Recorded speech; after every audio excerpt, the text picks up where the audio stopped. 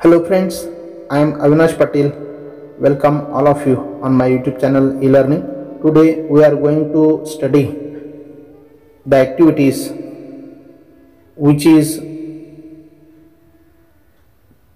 depend on 2.6 World Heritage. Now let us start from passage number 1. Here is a question. Read the passage carefully and complete the activities. दिलेला परिच्छेद काळजीपूर्वक वाचा आणि त्यावरील activities पूर्ण करा. अ world heritage site protecting cultural heritage हा पहिला परिच्छेद या ठिकाणी दिलेला आहे, देण्यात आलेला आहे. त्यावर activity number 1 simple factual activities name the following. 2 मार्कासाठी ही ॲक्टिव्हिटी विचारली जाते. पहिलं वाक्य दिलेलं आहे the country where mount Huangshan is situated in. China हे उत्तर आपण त्या परिच्छेदाच्या साहाय्याने देऊ शकतो. Then second one, the famous dam in Egypt on river Nile. Nile नदीवरचा इजिप्त मधील प्रसिद्ध dam Aswan high dam. Third one, the International World Heritage Program is administered by the UNESCO World Heritage Committee. And last one, the Nile Valley contains many ancient Egyptian artifacts. असं या चारही वाक्यांची उत्तर आपण परिच्छेदाच्या सहाय्याने लिहू शकतो, कंप्लीट करू शकतो. नाव activity number 2 which is complex factual activity. 2 मार्कासाठी ही ॲक्टिव्हिटी सुद्धा विचारली जाते. या ठिकाणी एक प्रश्न दिलेला आहे what is a world heritage site. जागतिक वारसा स्थळ म्हणजे काय. And what significant aspects should a world heritage site have. जागतिक वारसाकरिता कोणती महत्त्वाची अंगे आवश्यक असावी लागतात. या प्रश्नाचं उत्तर आपल्याला परिच्छेदाच्या सहाय्याने लिहायला सांगितले. त्याचं उत्तर आपण लिहू शकतो अशा पद्धतीने. World heritage site is a site established by UNESCO to have significant cultural or natural importance to humanity. These places should have significant cultural and natural heritage including forest, lakes, monuments, buildings and cities.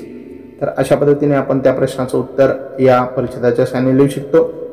Then activity number 3 activity based on vocabulary. 2 मार्कासाठी ही activity विचारली जाते. Look at the words and their meanings, underline the correct alternatives. या ठिकाणी काही शब्द देण्यात आलेले आहेत, त्यांचे अर्थ आणि अर्थांना या ठिकाणी अंडरलाईन करायला सांगितलेली. पहिला शब्द दिलेला आहे डिटरमाइन. याच्यासाठी या ठिकाणी 4 शब्द दिलेले आहेत. Think over, decide, ask for आणि लुक ओव्हर. ठरवणे या अर्थासाठी या ठिकाणी आपण डिसाईड हा त्यासाठी परफेक्ट मॅच होणारा शब्द, त्याला आपण अंडरलाईन करणार आहोत. दुसरा शब्द या ठिकाणी दिलेला आहे मोन्युमेंट, स्मारक, स्टॅच्यू, पिलर, मेमोरियल, बिल्डिंग आणि फोर्ट असे 4 शब्द दिलेले आहेत. तर त्यासाठी पर्याय मेमोरियल बिल्डिंग, त्याला आपण अंडरलाईन केलेला आहे. तर नंबर 3 सिग्निफिकंट महत्त्वाचं, clever, effective, systematic and important हे 4 शब्द देण्यात आलेले आहेत. तर यामध्ये इम्पॉर्टंट हा शब्द त्यासाठी योग्य पर्याय आहे. Then number 4 disaster, a problem, incident, calamity and accident. तर या ठिकाणी कलॅमिटी हा त्यासाठी योग्य पर्याय आहे. Then activity number 4 which is depend on grammar. Activity based on contextual ग्रामरवर आधारित 2 मार्कासाठी ॲक्टिव्हिटी. पहिलं वाक्य दिलेलं आहे UNESCO and the international council on monuments initiated a draft convention to create an international organisation responsible for protecting cultural heritage not only but also.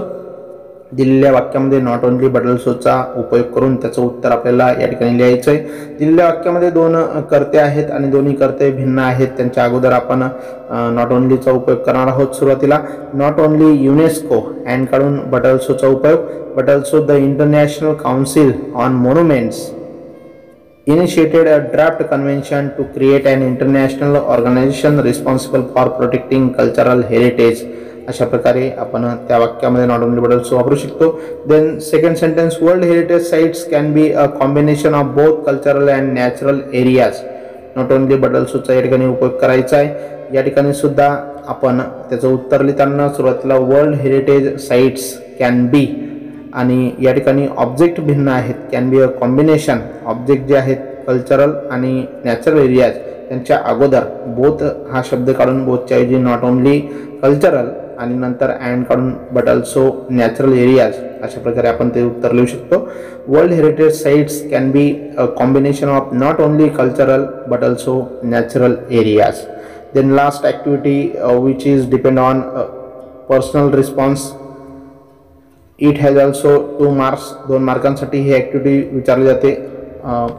Personal रिस्पॉन्सवर आधारित प्रश्न या ठिकाणी दिलेला आहे. What are our duties towards preservation of any historical site. कोणत्याही ऐतिहासिक स्थळाचं संरक्षण करण्यासाठी आपलं काय कर्तव्य असलं पाहिजे, तर आपल्या कर्तव्यासंदर्भात या ठिकाणी त्यांनी सांगायला सांगितलेलं आहे. तर या ठिकाणी आपलं कर्तव्य काय असायला पाहिजे ऐतिहासिक स्थळाच्या बाबतीत, ते उत्तराच्या रूपात आपण अशा प्रकारे लिहू शकतो. Historical sites like forts, monuments, palaces etcetera are our national heritage. हे आपले राष्ट्रीय वारसा असतात. They have stood all the vagaries of time and weather and are on the verge of losing their splendour. It is our duty to preserve them carefully. When you visit these places don't spoil their beauty and grandeur by scratching, writing and carving names and making them look ugly and dirty. We must renovate them with the help of the residents in the area or NGOs. We should pursue and insist the government to take complete responsibility of preserving them as their foremost duty. अशा प्रकारे आपण त्याचं personal रिस्पॉन्समध्ये रूपांतर करू शकतो, ते उत्तर लिहू शकतो. नाउ पॅसेज नंबर 2, दुसरा परिच्छेद या ठिकाणी देण्यात आलेला आहे. शॉर्टली देअर आफ्टर इन पासून तर on the world heritage list पर्यंत. पहिली ॲक्टिव्हिटी सिंपल फॅक्च्युअल ॲक्टिव्हिटी 2 मार्कांसाठी. Name the following. यामध्ये पहिलं वाक्य दिलेलं आहे. The place where the conference based on human environment was held. Human एन्व्हायरमेंटवर आधारित कॉन्फरन्स कुठे घेण्यात आलेली होती, तर स्टॉकहोम, स्वीडन हे त्याचं उत्तर. Then second sentence, state parties are elected by the world heritage centres general assembly, असं आपण त्याचं उत्तर लिहू शकतो. Then activity number 2, complex factual activities. Why did a White House conference in the United States call for a world heritage tour. अमेरिकेच्या White House परिषदेने जागतिक वारसा विश्वस्त निर्माण करण्याकरिता का आमंत्रण केले. कॉम्प्लेक्स फॅक्च्युअलचं उत्तर लिहिताना a White House conference in the United States called for a world heritage trust to protect historic cultural sites and also for protecting the world significant natural and scenic sites. अशा प्रकारे आपण याचं उत्तर लिहू शकतो. Then activity number 3, it is depend on vocabulary. व्होकॅब्युलरीवर आधारित activity आपण या ठिकाणी पाहणार आहोत. Write from the passage nouns for the following. खालील शब्दांचे नामामध्ये रूपांतर आपल्याला करायचं आहे किंवा त्यासाठी नामं लिहायची. पहिला शब्द दिला आहे प्रेझेंट, तर त्यासाठी presentation. Protect, protection. Third conserve, conservation. And then include, inclusion.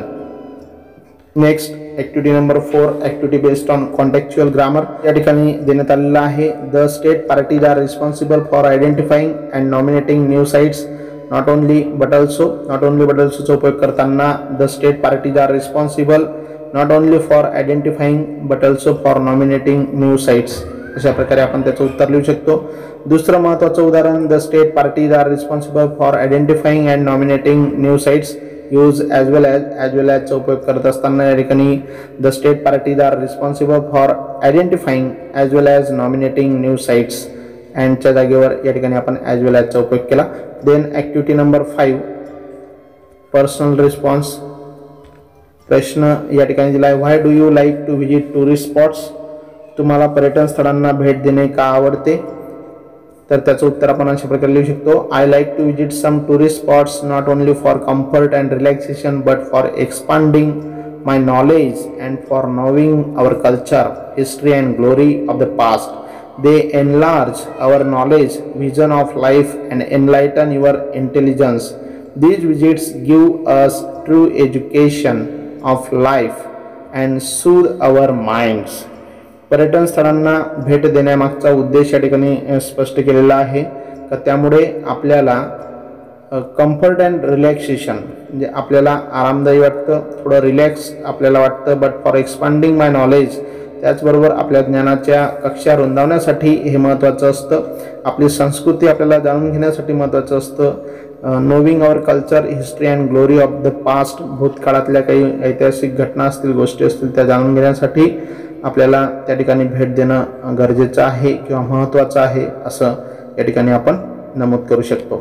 Then passage number 3, तिसरा महत्त्वाचा परिच्छेद या ठिकाणी दिलेला आहे. देर आर 5 स्टेप्स पासून इंटरनॅशनल कम्युनिटी पर्यंत.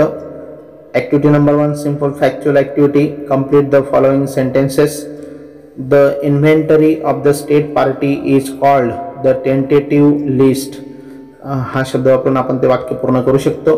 Tentative list included on the dash file nomination, हा शब्द आपण तिथे वापरू शकतो. Then number 3, 2 advisory bodies make recommendations to the World Heritage Committee. And last one, when the site is chosen, it also becomes considered within the international community. या चारही वाक्यांमध्ये underline केलेले शब्द आपण परिच्छेदच्या सहाय्याने भरून ते वाक्य कंप्लीट करू शकतो. कॉम्प्लेक्स फॅक्च्युअल ॲक्टिव्हिटी 2 मार्कांसाठी विचारली जाते. या ठिकाणी प्रश्न दिलेला आहे. Complete the following flow chart by choosing from the options given below to show how any site of any country can become a world heritage site. एखाद्या देशाचे एखादं स्थळ जागतिक वारसा स्थळ कसं बनू शकतं हे दर्शवणाऱ्या पुढील दिलेल्या पर्यायातून निवडून पुढील तक्ता पूर्ण करा. तर या ठिकाणी त्यांनी काही वाक्य दिलेले आहेत. Inclusion of the name of a site from the tentative list to the nomination file. Second one, name of the site is inscribe on the world heritage list after meeting the criteria. Third one, inclusion of the name of site for the nomination in a tentative list after an inventory in the country or the state. And fourth one, decision of the World Heritage Committee after review of the nominated file. या 4 महत्त्वाच्या बाबी या ठिकाणी देण्यात आलेल्या steps दिलेल्या आहेत. आता यांचा आपल्याला क्रमानुसार तो तक्ता पूर्ण करण्यासाठी, तो फ्लो चार्ट कंप्लीट करण्यासाठी योग्य पर्यायांचा उपयोग करून आपल्याला ते क्रमाने या ठिकाणी मांडायचे आहेत, लिहायचे आहेत. तर या पद्धतीने आपण सुरुवात करू शकतो. सुरुवातीलाच inclusion of the name of the site for the nomination in tentative list after an inventory in the country or the state, हा पहिला मुद्दा आपण या ठिकाणी घेऊ शकतो. Then second one, inclusion of the name of a site from the tentative list to the nomination file. Third one, a review of the file included by the advisory bodies. Number 4, decision of the World Heritage Committee after review of the nominated file. And last one, number 5, name of the site is inscribed on the World Heritage list after meeting the criteria. अशा प्रकारे आपण हे 5 मुद्दे या ठिकाणी घेऊ शकतो. Then next activity number 2. Then next activity number 3, activity based on vocabulary. या ठिकाणी पुढची ॲक्टिव्हिटी दिलेली. Find from the passage the antonyms for the following. खालील शब्दांना विरुद्धार्थाचे शब्द शोधून लिहायचे. पहिला शब्द या ठिकाणी दिला आहे exclude, include. Second one, artificial, natural. Third one, insignificant, significant. And last one, final, tentative. अशा प्रकारे आपण 4ही शब्दांचे परिच्छेदामधून किंवा परिच्छेदच्या साह्याने आपण त्यांचे विरुद्धार्थी शब्द अशा प्रकारे लिहू शकतो. Then activity number 4, it is based on contextual grammar. ग्रामरवर आधारित ॲक्टिव्हिटी. पहिलं वाक्य या ठिकाणी दिलेलं आहे. As soon as the bill is passed it will become an act. Use no sooner than. No sooner दॅनचा उपयोग या ठिकाणी करायचा आहे. ॲज सून ॲज कडून आपण नो सुनर वापरणार आहोत. No sooner the bill, no sooner is the bill passed. No sooner नंतर या ठिकाणी आपल्याला सहाय्यकारी क्रियापद घ्यायचं आहे. त्यानंतर कॉमा काढून कॉमाच्या ठिकाणी द्यानचा वापर करायचा आहे. म्हणून than it will become an art. अशा प्रकारे no sooner is the bill passed than it will become an art असं आपण त्याचा नो सुनरमध्ये उपयोग करू शकतो. पुढचं महत्त्वाचं वाक्य दिलेलं आहे. All the boys who had hurt the dog ran away. Read the sentence identifying the subordinate clauses and underline them. ह्या वाक्यामधून आपल्याला सबऑर्डिनेट क्लॉज ओळखायचं आणि त्याला अंडरलाईन करायला सांगितले. तर हे वाक्य लिहिताना all the boys who had hurt the dog ran away, या वाक्यामध्ये who had hurt the dog हा सबऑर्डिनेट क्लॉज आहे. त्याला आपण अंडरलाईन या पद्धतीने केलेली आहे. Then last activity number 5 personal रिस्पॉन्सवर आधारित या ठिकाणी प्रश्न दिलेला आहे.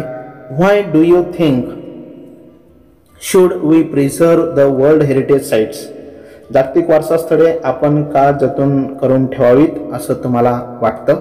त्याचं महत्त्व या ठिकाणी आपल्याला विशद करायला सांगितलेलं आहे. आपण त्याचं उत्तर अशा प्रकारे लिहू शकतो. आवर ॲन्सेस्टर्स म्हणजे आपले पूर्वज all over the world have bestowed upon us the spectacular wonderful monuments, structures and sculptures, etc. They are the wonders of arts and architectures. The whole world feels proud of these ancestral treasures. They remind us of the past glory, art, culture, and great glorious memorials. They will continue to inspire us and give people knowledge of patient and prolonged human endeavors such as the Taj Mahal, Ajanta caves, pyramids, China's Great Wall, and many other majestic structures. So we must preserve them with utmost care. अशा प्रकारे आपण याचं उत्तर लिहू शकतो. त्या जागतिक वारसा स्थळांचं जतन का करून ठेवावीत याचं उत्तर या पद्धतीने आपण या ठिकाणी लिहू शकतो. अशा पद्धतीने आज आपण या ठिकाणी वर्ल्ड हेरिटेज या पाठावरील तीनही परिच्छेदमध्ये विचारलेल्या ॲक्टिव्हिटीज आपण या ठिकाणी समजून घेतल्या. आपल्याला हा व्हिडिओ आवडला असेल तर नक्कीच याला लाईक करा, जास्तीत जास्त शेअर करा आणि माझ्या यूट्यूब चॅनलला सबस्क्राईब करा. धन्यवाद.